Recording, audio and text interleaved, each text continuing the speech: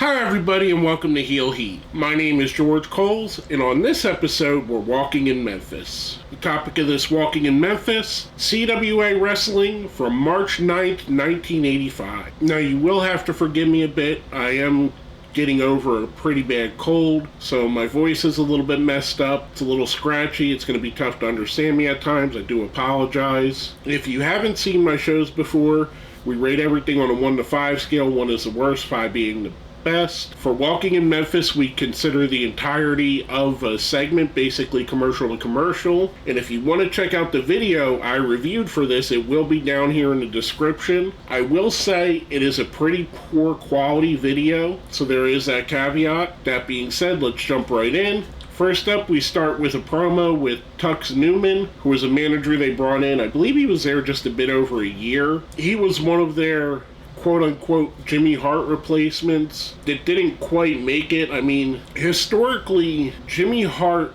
to Memphis is probably one of the most important manager to territory combination there's ever been. One of them, at least. Taking Jimmy Hart out of Memphis would have been the equivalent of taking Nick Bockwinkel out of the AWA, taking Ric Flair out of Jim Crockett Promotions, taking Bobby Heenan out of the WWF at the time. So even though that this guy I thought was good, he was more of a Heenan / J.J. Dillon type manager. I thought he cut an awesome promo and he was really good on commentary throughout the night. He just didn't quite catch on with the Memphis crowd. I'm giving this one a 4. The best I can explain is, imagine you have a favorite band. Let's say your favorite band's Smashing Pumpkins. Let's say you also like Linkin Park. So let's say Smashing Pumpkins, for whatever reason, get rid of Billy Corgan, their singer, and they bring in Chester Bennington. Now, Chester Bennington's an awesome singer. He's great in Linkin Park. You love him in Linkin Park, but he doesn't quite fit, and he's not quite the same as Billy Corgan in Smashing Pumpkins. That's the best way I could equate it to something like that. If that makes sense to you guys, I hope it does a little bit. So from now we have our next segment, which is basically a match. We have Jesse Owens, not that one, and David Johnson going up against Steve Constance and Tim Ashley. Constance and Ashley was a team that they were trying to build up as young up-and-comers, and they looked good here. They had a good build to them. Obviously, they go over on this. It kind of felt like they were somewhere between the Von Erichs and the Fabulous Ones as far as look and style-wise. Like I said, Ashley and Constance pick up the win here.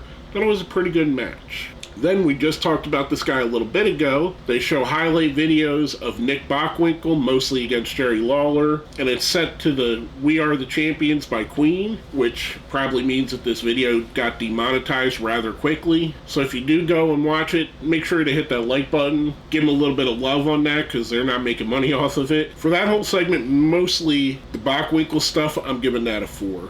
Next up, we get a local promo with Jerry Bryant and Eddie Gilbert. This was pretty awesome. I'm guessing this was between the commercials here. I'm giving this one a 4 as well. Then we come back, and we do have the Fabulous Ones, Stan Lane and Steve Kern, going up against the Invader. Not that Invader. Interesting that not the Jesse Owens from the track star, and this is not the Invader from Puerto Rico, teaming up with Lou Winston. Fabulous Ones pick up a pretty convincing win here. A little bit longer of a match than I kind of expected and thought was going to happen here. I'm giving this one a 3. Next up, our next segment, we have Mad Dog versus Jerry Lawler, and again, not Mad Dog Vachon, a different wrestler. This was basically a showcase of Lawler being able to handle a bigger wrestler. Lawler picks up the win on this segment. I'm giving this one a 3. Next segment, we have the most unfortunately named wrestler in the history of wrestling, Ken Raper, and his tag team partner Dave Haskins going up against the Interns.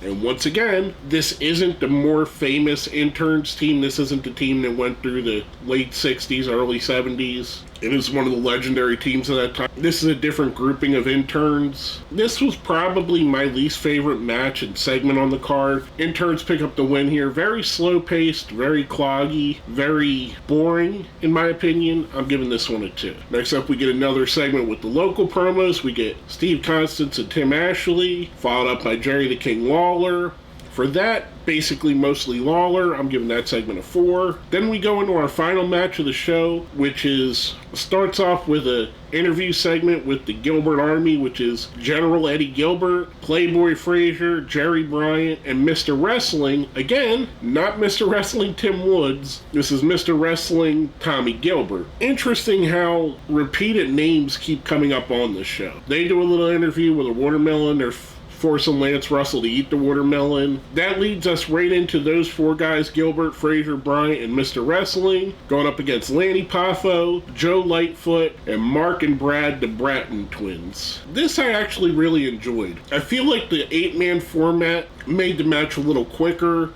had more of a chance to highlight everybody involved. The Gilbert Army picks up the win on this one. I'm giving this one a 4. Last but not least, we get a highlight video for Jerry the King Lawler, set to the song Winning by Santana. Again, no chance this was monetized, but just an awesome video showing how great Lawler was at the time. With a song that really, I forgot this song even existed. I mean, it's not one of Santana's more famous songs, but it's a great song. This is an awesome way to end the show. For that, I'm giving that a 5.